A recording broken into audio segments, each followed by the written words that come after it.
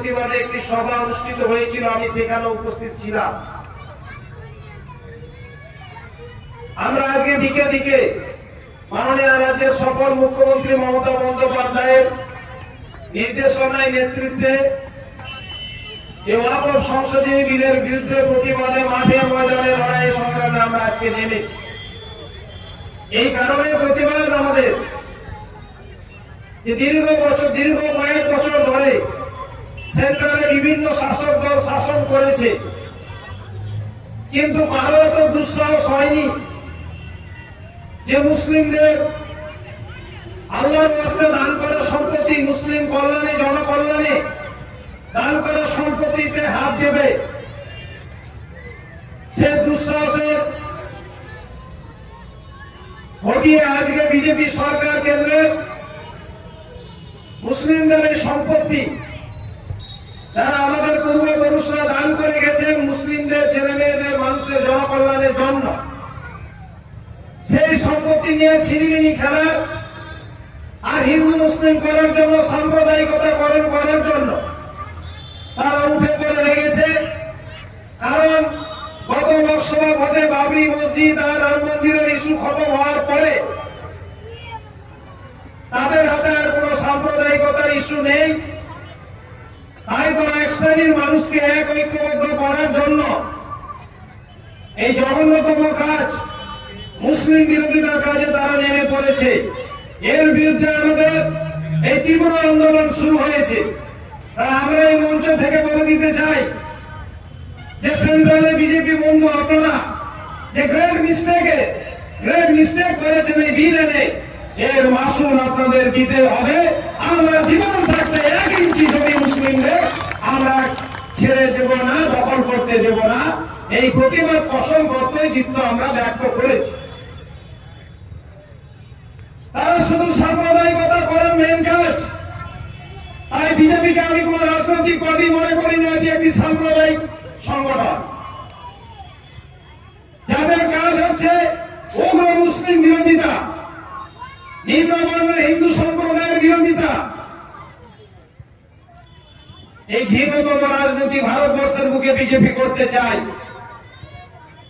এই BJP party রক্ত নিয়ে, লাশ নিয়ে রাজনীতি করে, লাশের উপর নির্ভরশীল পার্টি। এদের রক্ত চাই, লাশ চাই, সাম্প্রদায়িকতা চাই, ধর্মান্ধতা চাই, নৈরাজ্য, অস্থিতিশীলতা, অরাজকতাশীলতা চাই, বিভ্রান্তিকর পরিবেশ তৈরি করতে চাই। কিন্তু মমতা বন্দ্যোপাধ্যায় বলেছেন বিধানসভায়, এই কেন্দ্রের বিজেপি ওয়াকফ সংশোধনী বিলের বিরুদ্ধে বিধানসভায় উনি স্পষ্ট বলেছেন যে আমি বেঁচে থাকতে, আমার দেহে শ্বাস থাকতে, আমি জীবিত থাকতে, আমার গায়ে 1 বিন্দু রক্ত থাকতে মুসলিমদের সম্পত্তি নিয়ে বিজেপিকে ছিনিমিনি খেলতে দেব না, এই কথা উনি স্পষ্ট বলেছেন। তাই আমি এই এলাকার মানুষদের বলবো, আপনারা এক ঐক্যবদ্ধ ভিন্ন থাকুন। বিজেপি পার্টি লোকসভা থেকে, বাংলা থেকে বিদায় নিয়েছে, এরা পরাজিত হয়েছে, পর্যদস্ত হয়েছে। লোকসভায় বাংলায় পরাজিত হয়ে হতাশাগ্রস্ত সাম্প্রদায়িক বিচ্ছিন্ন দলে পরিণত হয়েছে। বিজেপির রাজনীতিতে দুর্ভিক্ষ চলছে। আগামীতে কোন যন্ত্র দিয়েও বিজেপিকে খুঁজে পাওয়া যাবে না। কিন্তু এরা হেরে গেল, এদের কিন্তু নানাবিধ ষড়যন্ত্র চক্রান্ত শেষ হয়নি। এরা নানাবিধ ষড়যন্ত্র চক্রান্তে লিপ্ত আছে। তাই আমরা বলেছি, এই সম্পত্তিকে বাঁচাতে আমাদের প্রাণপণ লড়াই করতে হবে। লড়াইয়ের মাত্রা তীব্র থেকে তীব্রতর হবে, ডু অর ডাই লড়াই হবে, গণপ্রতিরোধ হবে। কিন্তু আমরা সম্পত্তি 1 ইঞ্চিও ছেড়ে দিব না। তাই বিজেপিকে কেন্দ্র থেকে হটানোর সুযোগ এসে গেছে। এদের একেবারে চিরবিদায় জানাতে হবে। যেমন 21 সালে বিজেপি ভেবেছিল